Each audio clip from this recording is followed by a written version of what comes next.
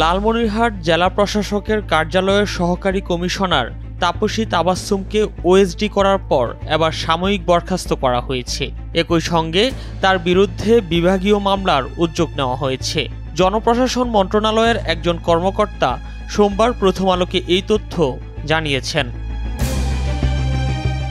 আগের দিন রোববার তাপসী তাবাসসুমকে জনপ্রশাসন মন্ত্রণালয়ে বিশেষ ভারপ্রাপ্ত কর্মকর্তা ওএসডি করা হয়েছিল।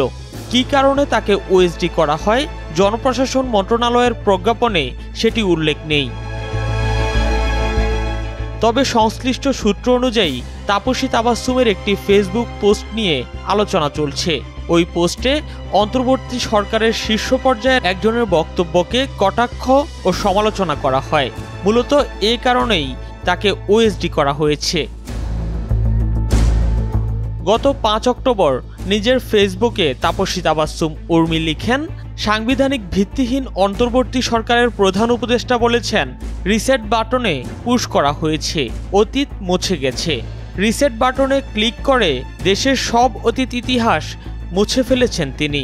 এতই সহজ, কাউন্টডাউন শুরু হয়ে গেছে আপনার, মহাশয়।